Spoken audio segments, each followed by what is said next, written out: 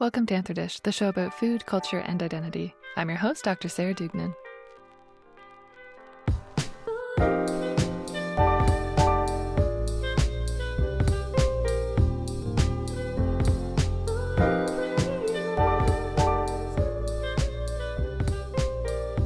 Sustainability is a word that gets used a lot in food circles, but it tends to go uncritically examined in its application.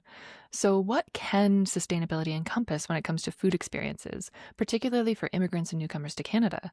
My guest this week, Isabela Bonnevera, is here to unpack this further. If her name sounds familiar, it's because she was on Answer Dish last season to speak to some of the food policy gaps that she's found through her PhD research. I've linked that episode for you to check out as well. Isabela is currently a doctoral researcher at ICTA-UAB and engages with participatory methods to explore how immigrants are shaping sustainable food transitions in cities. She also examines how sustainable food policies impact food justice outcomes for immigrant communities. She's a co-founder of Feminist Food Journal, and we work together on Feminist Food Friends events as well. This week, Isabela's here to explore the more participatory elements of her research. Using a method called photovoice, she has worked with a group of immigrant women in the Vancouver area to dig into the question of what makes food sustainable, or more accurately, what does quote-unquote good food look like, and what does sustainability really look like when the word doesn't always translate into diverse cultural experiences with food. We speak to how this bottom-up approach ties into broader policy frameworks and the findings of their photovoice explorations, as well as its implications for filling policy gaps. Here's my conversation with Isabela. All right, welcome to the show, Isabela. How are you doing today? I'm so good, Sarah. How are you? Good. Thank you so much for coming back. I'm excited to chat again. I'm really happy to be here. So for those that didn't check out the episode last season, do you mind sharing a bit of background about who you are, where you're coming in from today, and the type of work that you do? Definitely. So my name is Isabela Bonnevera. I'm calling you today from Barcelona in Spain. But I'm originally from Vancouver, Canada. I've lived in Europe about 10 years now, so it's been quite a while since I lived in Vancouver. I know, isn't that wild? That's wild. It's flying. But the research we're going to talk about today took place in Vancouver, so that was a really cool way to kind of reconnect with my hometown. So I'm in Barcelona because I'm actually here doing my PhD. I'm a PhD candidate at the Autonomous University of Barcelona at the Environmental Science Institute, ICTA for short. I'm also part of the Barcelona Lab for Urban Environmental Justice and Sustainability. And I wear a few different hats. I'm also the editor of Feminist Food Journal and part of the Feminist Food Friends Collective that you're a part of also, Sarah. So it's been great to work together a bit on that this year. And I also take on some food policy consulting work for think tanks and NGOs when time permits. So doing the most. Like, that's so much. That's the pot calling the kettle black. Touche. So I know last time we took a broader approach to looking at global food policy documents that you had been investigating. And today we're focusing more, as you said, on Vancouver. Can you kind of set the stage in terms of the Good Food Project and how that relates to the policy documents that you had been looking at as well? I'm so excited to talk about the Good Food Project. And I think we left off, it was late 2024, talking about the first part of my research, which you mentioned had a policy focus. So in general, my PhD is looking at the intersection between food policy change and food justice for immigrant communities. And this is a topic that I'm really passionate about, which is good because I'm doing a PhD on it. So it's helping keep me engaged as the years go on. But the first part of my research was really focused on how urban food policies include immigrants in their sustainable food planning. And this was a gap that I'd noticed doing some food policy, some consulting work before starting my PhD, that often immigrants and diverse perspectives on food were left out of this notion of what sustainable food constitutes. And that was the part that we talked about last year on the podcast. And this was a review of 20 or 21 different urban food policies from cities around the world to see how they framed immigrant communities, their food needs, their food-related labor in those policies. And to what ends. Then the second part of my research was participatory action research, where I actually worked with immigrant communities in Vancouver and some interviews I did also in Barcelona to understand how immigrant communities understand the concept of sustainable food, how they might challenge it or expand it, and also what challenges they face to accessing it in the city. So the idea really with both this policy review and then switching to this participatory action research to sort of marry these top-down perspectives coming from policy with bottom-up perspectives coming from communities. And the Good Food Project used a method called photovoice. It had 8 women participating from different cultural backgrounds, all of whom had been immigrants to Canada at some point in their lives. Spends were paid a living wage to participate, which was really great. Supported by, I have a second supervisor, Simon Fraser University in Burnaby in BC, and I got some funding from their community engaged research initiative, which really made that possible. So that was really exciting. That's fantastic. Yeah, it's exciting to see how you're bringing those two pieces together, because I find, especially with sustainability and when you're thinking about food systems, there's like a theory versus practice that tends to like get siloed out. So can you talk about that in terms of the dimensions of sustainability that you're able to look at within your project work? Totally. So I think when we're thinking about like a classic definition of sustainability, and that can be beyond food, when we think of classic dimensions of sustainability, it usually includes 3 pillars, and that's the environmental pillar, the economic pillar, and the social pillar. That's in theory. I think in practice, the word sustainability often becomes synonymous with this environmental dimension of sustainability, right? And that's where people's mind goes to first. And the other dimensions, especially the social dimensions, sort of get sidelined when we're thinking about the concept. So social sustainability can include things like social capital, social cohesion, political participation, gender equality. And this can be looked at across the whole value chain. So that's something that I also really wanted to prominently feature in my work, because I think it's something that often gets overlooked. Totally. Yeah. And in terms of the Good Food Project, can you speak a bit to how the narratives, or how it challenges some of those narratives that you identified, or those gaps that you identified in policy, particularly in the Vancouver context? So for anyone who didn't listen to the first episode Sarah and I did, well, one, I encourage you to go back and listen to it, because we'll unpack those policies in a lot more detail. But in broad strokes, what we saw in a lot of the urban food policies is that they tended to either not mention immigrants or diverse communities living in a city at all, or if they did, they would frame them as vulnerable, in need of food education, food insecure, etc. There was a big push and focus on citizen education, like teaching people food skills, teaching people what constitutes healthy food, for example, especially in diverse or vulnerable neighborhoods, and kind of this very, say, one-dimensional framing of immigrant communities in a city. And this was not at all what I saw in my research, where I could see that immigrant communities, first of all, hold a lot of rich knowledge about the concept of what constitutes good food or sustainable food, and are really actively engaging with the concept, and are not people only in need of education, but actually people who hold a wealth of knowledge that everybody in a city could benefit from hearing about. So I could see from the Good Food Project, women were really actively thinking about how to source food that's good for them, good for their families, good for their communities. And if we think about what I found in terms of these social and environmental dimensions that I just mentioned, I could see that a lot of the women really wanted to use food as a tool to connect with others. And this was a huge part of what good food or sustainable food meant to them, was this ability to connect with not only, say, native-born Canadians, but also other immigrant communities. So a lot of people reported, say, cooking for neighbors is a means of like establishing trust and relationships, or feeling sad that their neighbors might not appreciate their food, or not knowing how to approach people, and using food as a way to sort of broach that barrier. They were also really interested in community food events. So a lot of people who participated, of course, there's some selection bias, because then they also wanted to participate in the Good Food Projects.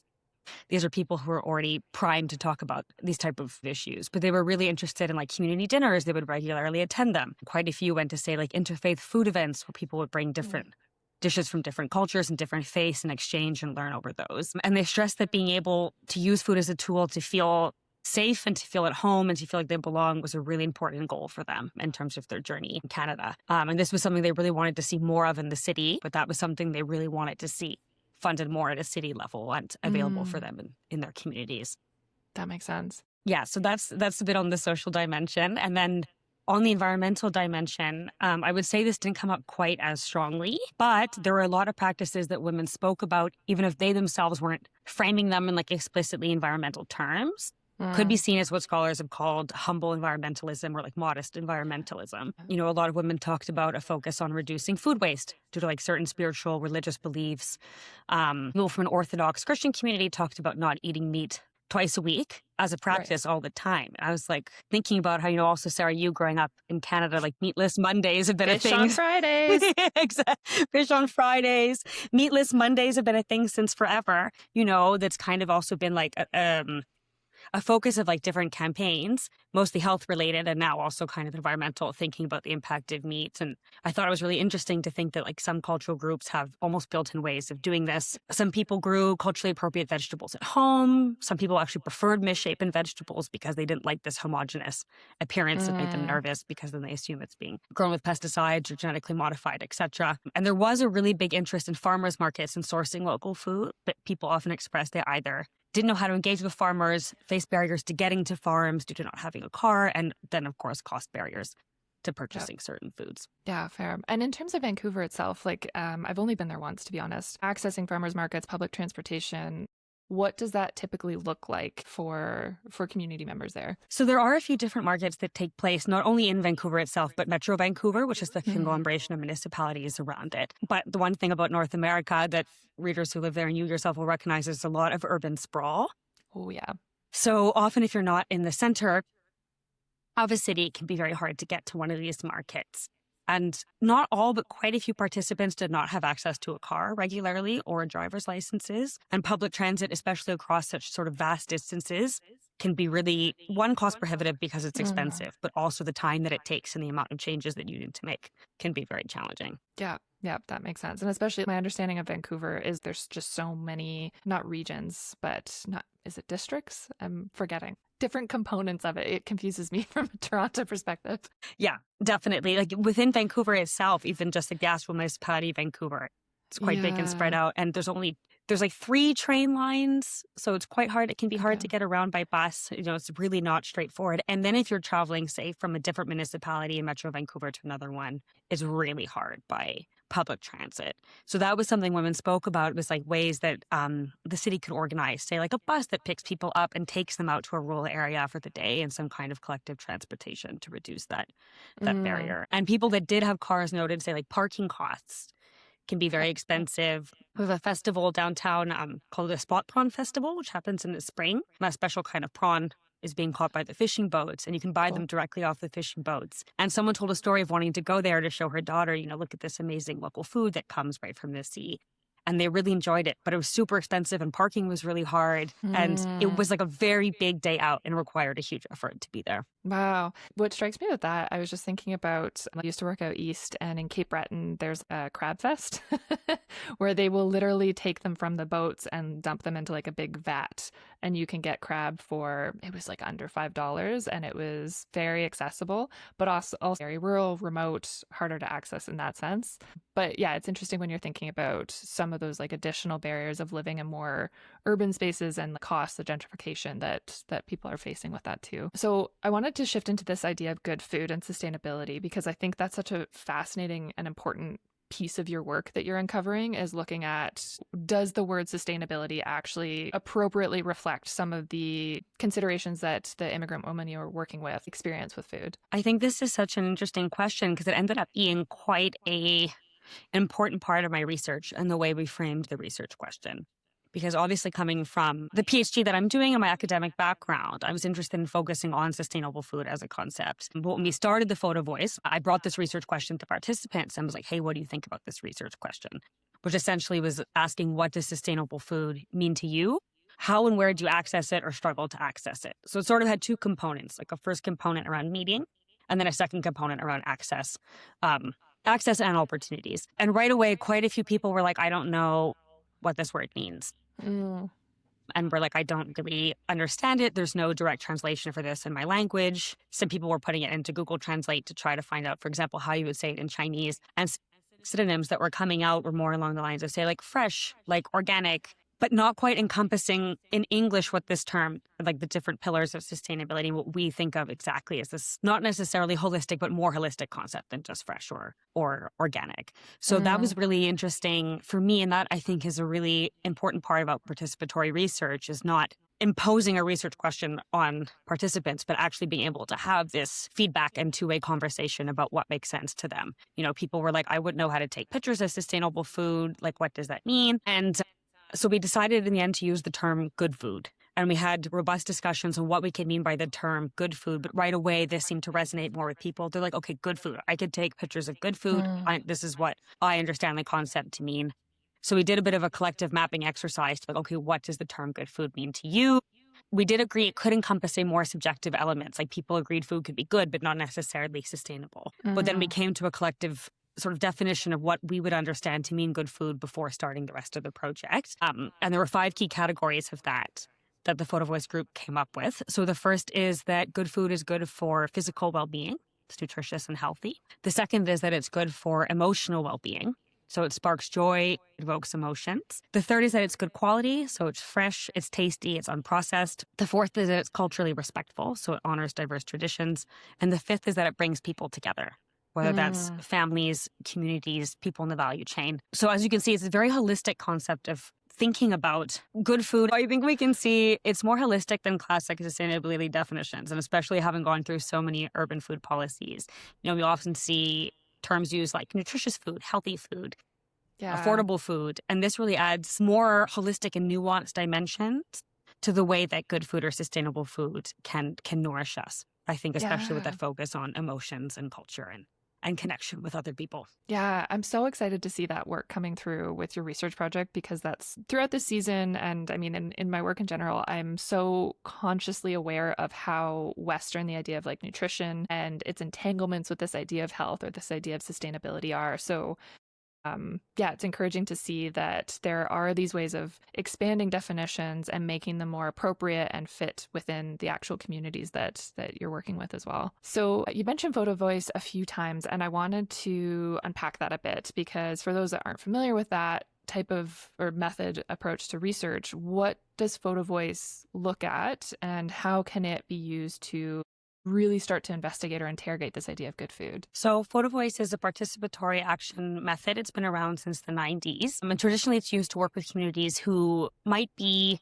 marginalized or vulnerable or othered in some way. And it can be a really powerful way of working with immigrant communities because it actually relies on a different mode of communication than solely being able to explain yourself in writing or in oral storytelling. Oral storytelling is part of it, but the biggest part of photovoice is visual. And as you might guess from the name of the method, it involves taking photos in response to a research question. So there's a few different ways that people can set it up. You can give people a research question, have them take pictures individually and then do interviews with them after. But the way it's really designed is to be used almost in a focus group setting.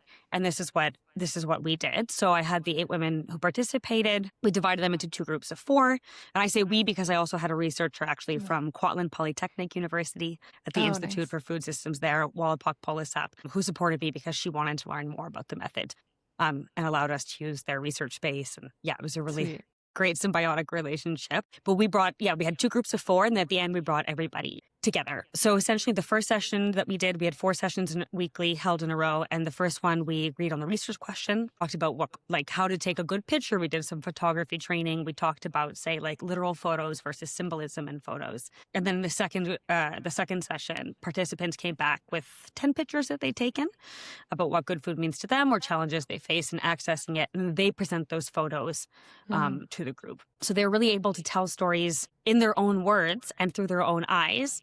And they sort of set the agenda. So as a researcher, of course, I ask follow-up questions, but it's not me just, imposing like rapid fire an interview guide onto people. It's really shaped by the stories and narratives that they bring, and can be thought of sort of as an embodied research method that really puts them in the driver's seat. So I loved working with this method. I had so much fun. Yeah. And the outputs are so rich because then you have both people's stories and these visual aids that go along with it. And it's really designed to be used as a method to influence policy and advocacy. So when we talked about, say, the challenges that immigrants faced in accessing good food, we then, from their pictures, we collectively coded their photos for key challenges. We developed a short list, and then we worked on policy solutions. And those were presented in September of 2024 to the Vancouver Food Policy Council. Cool. In a presentation that was led by participants. And I think they found that really empowering. And people in the Food Policy Council were very excited because they don't often get a chance to interface with the public in this way, to interface with multicultural groups in this way.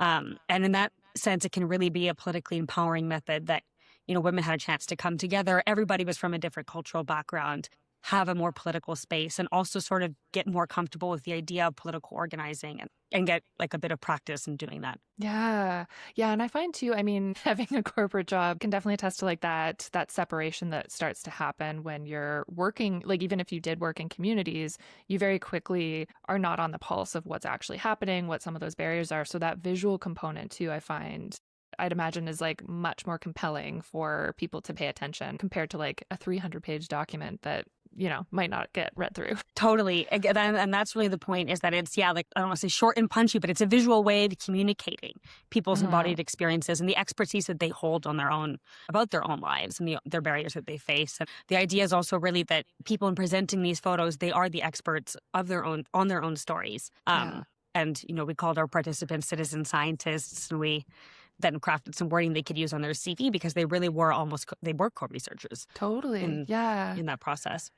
So, let's talk a little bit about that term too, because I find it interesting, the choice of citizen within that. And what does the idea of citizen represent within that work of citizen scientists, particularly given that we're looking at food policy development as well? Actually, that's a very interesting question, because in thinking about this, not everybody participating would have been considered, say, a citizen of the nation state who was in this project. Some only had PR, a permanent residency, in Canada, and hadn't received citizenship yet. But food citizenship was a huge theme of my first paper that we talked about on the podcast last year, as you will, of course, remember, because you've listened to me talk about it for an hour and a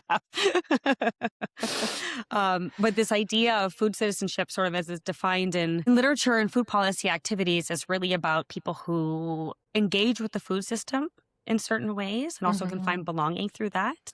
And the idea of citizenship also looks at the way that the nation state has to guarantee certain rights for people. So even if people are actively engaging with the food system, they might find certain barriers to doing so. Yeah.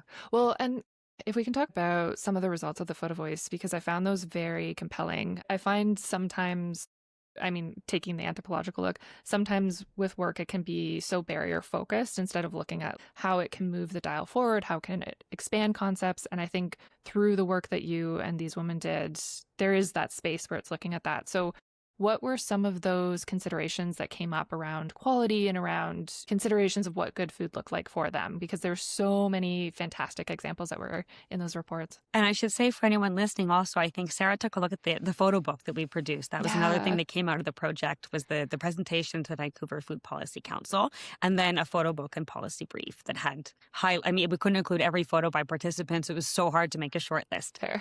But it has photos that encapsulate the different key categories we came up with. But I think one dimension that came across really strongly in people's photos and stories is this holistic element of health, or holistic definition of health. And I think health appeared to be, in general, a huge entry point for thinking about sustainable food among participants. And they thought about health in a really nuanced and interesting way that is not necessarily always found in Western perspectives on health and Western health discourses. So there was a focus especially on emotional relationships to food and emotional health, and also aesthetic elements of food and that impact on health. That was really interesting. I can tell a few stories as an example, but one participant from India, she spoke about being able to use spicy food as a means of health management. So she told a story of how one day, not too long after immigrating to Canada, she was feeling really down. She was feeling really homesick. She was feeling really lonely. And was just like, she couldn't get herself out of this funk. So she decided to make herself a really spicy dish. And she just kept adding more and more traditional Indian spices to it. And realized at the end, by eating it, that it provoked this visceral reaction, where her eyes were welling up, her nose was like twitching. And she ended up crying due to putting so much spice in her food, but found it to be then really cathartic. And was okay that I was able to kind of feel good and move on with my day. And I just thought that was such an interesting way of relating both this emotional release related to food with its physical properties, in a way that a lot of people wouldn't think about. A lot of other people were very interested in the aesthetics of food. And like what I mean by that is, say, like the color of food was very important. Yeah. So people often spoke about, say, an orange or a pomegranate or vegetables in the store. The color not only signified physical health properties, but also could have an impact on their emotional state. And that seeing something colorful could make them feel joyful, in a good mood, even as they were dealing with a bunch of other challenges related to daily life and also immigrating to Canada. And a participant from Iran shared a story that when she sees colorful food in the supermarket, it makes her feel grateful and joyful and almost gives her a feeling of freedom because it reminds her of how women in Iran had to wear dark clothing. Oh, And when she sees wow. color, she sees this as like a symbol of freedom of her new life in Canada. So I also thought that was really interesting. Almost like this mindfulness related to food and like taking time to appreciate the way it looks. Um, and allowing that to kind of sink in and have an effect on you. The other thing that came up was mood. And I thought this was really interesting, was like this huge focus on like the mood of whoever is cooking the food, like the mood that you Yeah. have and like the intention that you put into cooking. Some people held beliefs that can actually impact then how good that food is for your family or the person who is eating it. And, I thought this was so interesting, this idea of cooking with intention in the context, say, of like ultra processed foods and like how there's been a huge Yeah. movement, to return to like slower ways of cooking. And I thought this was such an interesting point on one way that you can do that is to check in with yourself and what mood you're in as you come. I'm not saying everyone has to be in a good mood before cooking all the time. It's angry stirring my pasta. Exactly. So I thought that was really interesting. And then another thing, it was just sort of a relationship between the situations that you're in when you're in, say, a situation of communal eating or a community event, like being able to feel safe and feel calm and feel comfortable and feel like you belong. Some participants related that then to your physical health outcomes because someone said, if you're not feeling accepted or you're not feeling comfortable, like no matter what you eat, you're not going to be able to digest it properly because those feelings have an impact on your digestive system. And if you are feeling regulated and also feeling good in the environment and situation that you're in, you'll be able to digest your food better and therefore benefit from its health properties. Well, thank you for sharing those examples because I find, as you said, like they're so interesting, and I feel like they really speak to a lot of very common experiences in Canada, especially as this ties to health experiences for immigrants in Canada, for a country that's like based on immigration. Do you think that there's adequate space right now for these considerations to be put into place for health practices or healthcare? Because I wonder quite often about the biomedical approaches and whether they're, living up to what people like newcomers to Canada really need in health. I think there should be a stronger focus, like in social programs and policy that are aimed at immigrants, especially in their Yeah. first few years in Canada, on making sure that they have access to cultural foods and to foods that they define as healthy and they define as desirable. And I think that's really important for physical health, but also for emotional and mental well-being. Hmm. Some of those stories show. And I think that's a really important area. Not, when people move, there's so much of a focus is just on, say, like transferring skills into a new job or like getting into the labor market, finding housing, and all Right. these things are essential. And then food sometimes can fall by the wayside. But it was a really, really important way of how people related to their own well-being and their sense of self and their identity, and feeling disconnected from cultural foods, feeling unable to get certain ingredients, cut off from certain things, often could cause a rupture. And a lot of people related, say, like emotional challenges or mental health struggles to changes in their food environment and not feeling good about what they're eating. Yeah, I appreciate that because I think in reading that like good food reports that you put together, it really made me think about like the Canadian Food Guide and how it seems like that's where they want to go, but they don't necessarily have the right structure to adequately support, the different dietary and culturally appropriate foods that people are needing as well. So yeah. And I think that's an interesting point. And I think there's say in Barcelona, actually, there's some work that's being Mm. done. I know of a group of anthropologists actually working outside the academy who are doing a huge study on like what culturally appropriate foods can be grown outside of Barcelona, for example, and are Oh, suitable for cool. like the soil and climate considerations here. And I know the Thai a few years ago did a Oh yeah. series on different cultural foods that are being produced in Metro Vancouver or around. And there is like one article on each kind of food near and beef ball. And I think a lot more work can be done also to strengthen, say, like value chains with immigrant business owners to help immigrants actually enter into food businesses. I mean, there's a ton of Mm. red tape and a ton of bureaucracy, and it can be sometimes really prohibitive. And to facilitate the production also of culturally appropriate foods closer to the city. Yeah.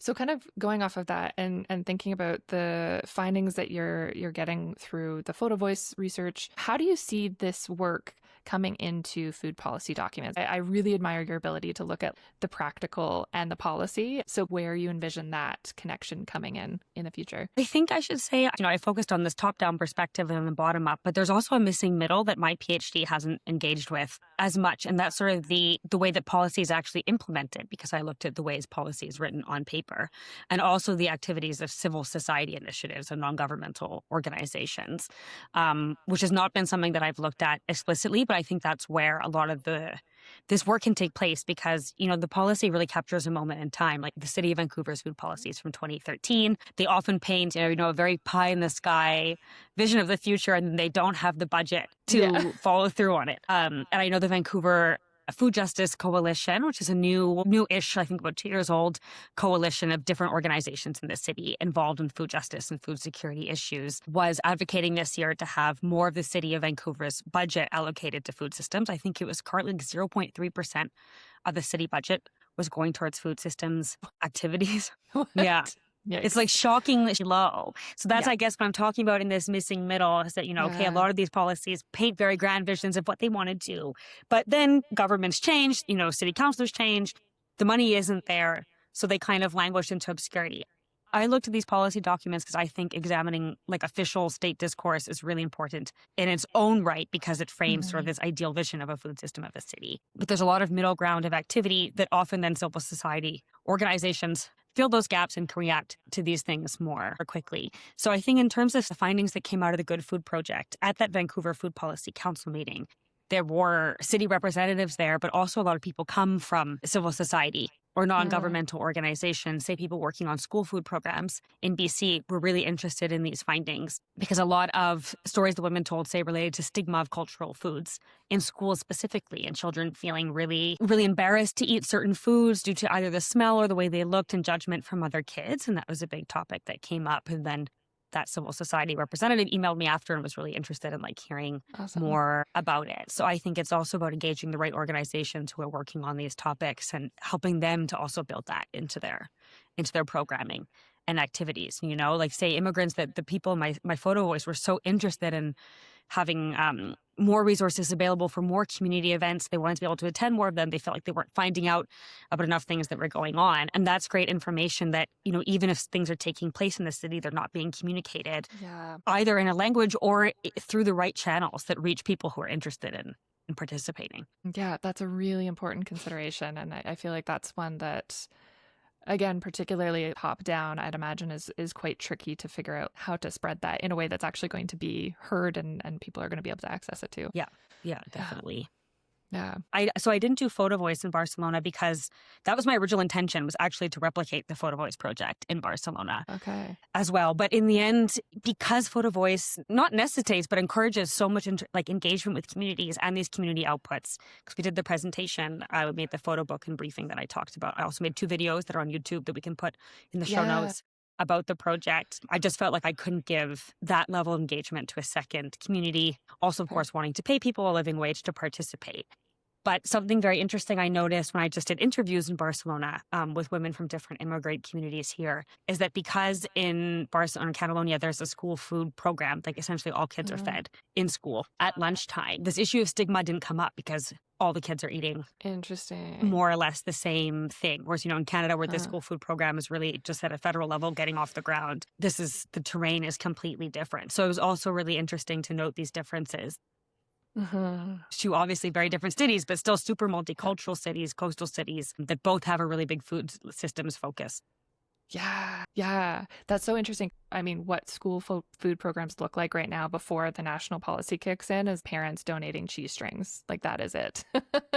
So in terms of how that manifests as food experiences, that's the baseline, is cheese strings and applesauce. This is a great tie-in to an origin story with one of my oldest friends who I met in kindergarten, and she always had cheese strings and I wasn't allowed to have cheese strings. So she brought me a cheese string every day for a year, a school year, and gave it to me at recess, and my parents didn't know.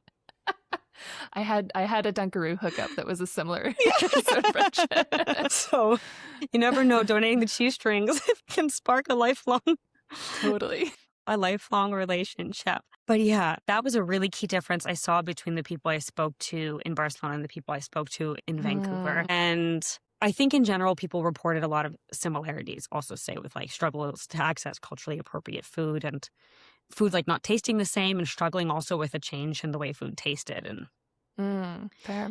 having to like accept this on their palate and wanting to like avoid certain foods. Like a lot of people really felt meat didn't taste good upon moving Mm, to Canada or to Spain, yeah. and being like really disgusted by the taste of meat, especially non-halal meat for people who are used to halal. Yeah, that makes sense. And I think the industrial component of food in Canada, I mean, I've been thinking about that a lot lately, but that like industry, that agricultural focus, and how that translates to immigrant experiences with food, I would find that shocking coming here. Even when you're talking about like colors of foods in the grocery stores and stuff like that, there's a lot of like, pale tomatoes and how that affects people's experiences even seasonally too, right? And that was a huge thing that a lot of people mentioned, especially in Vancouver, that the amount of like processed foods available was really shocking to them. And a lot of people were like, my home country, all food is organic and unprocessed. And that was a really big part of the way people define quality, which was like a category of the good food concept that we came up with. Quality was seen to be as fresh and unprocessed. And fresh, of course, is a bit of an ambiguous concept. It was a bit hard to unpack exactly because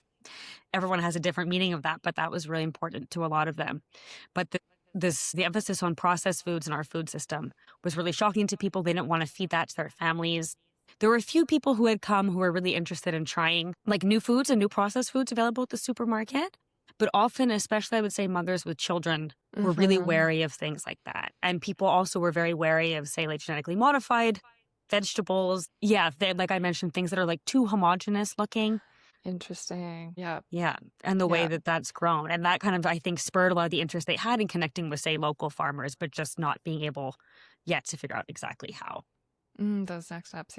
Yeah, that is super interesting. In terms of next steps for you in your research and what you're working on, can you speak a little bit to where you're headed with that? I know that's like a dreaded question during a PhD, but I will still ask it.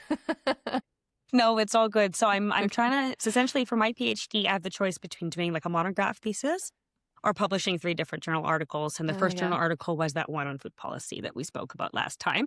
So I'm now working on 2 articles about the photovoice project and interviews that I did around the photovoice project, some in Vancouver and some in Barcelona. And I'm happy to share that one article hopefully will be sent off within the next month to a journal. And the third one will come over the summer. The second article that I'm working on right now is focused on some of the things we spoke about today. So these really emotional and aesthetic ways that women relate to food and how this is not included in food policy and planning. And the third one is going to focus on immigrant women as sustainability actors. And that's really going to emphasize this dimension of social sustainability and community building that we spoke about at the beginning. So that's the plan for my PhD. I have to say it's been sad this year just going through my data, writing my papers, and I really miss this community engagement element that I had when I was doing field work the year before. So yep, that's the part I don't think anyone's prepared for, is like how community driven it is. And then all of a sudden you're like completely isolated and have to make sense of all of these words and this data, and it's not the same process. It was a big, it's been a big change. And I think my heart really lies with this type of participatory and facilitation work. I really, really enjoyed that. But the Good Food Project has kept in touch. We're going to meet when I'm back in Vancouver next month. And I'm excited to see post-PhD what other kinds of participatory and ethnographic methods I can get to know. Yeah, I feel like lots of directions can come from that as well. So thank you so much for taking the time to share updates on your research. It's so deeply interesting. It's so important.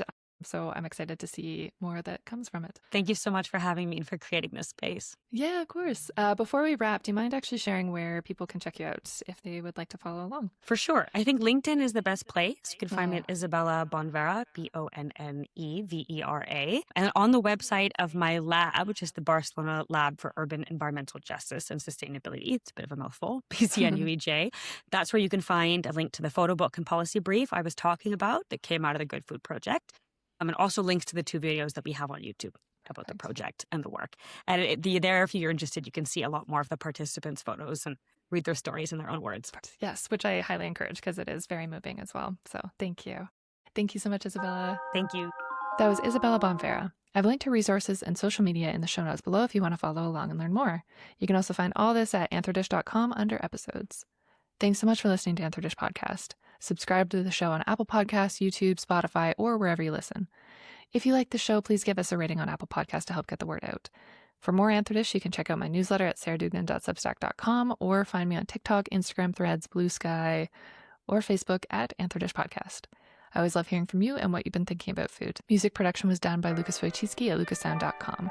Anthodish is produced in partnership with the American Anthropological Association. Thanks so much for tuning in, and we'll catch you next week.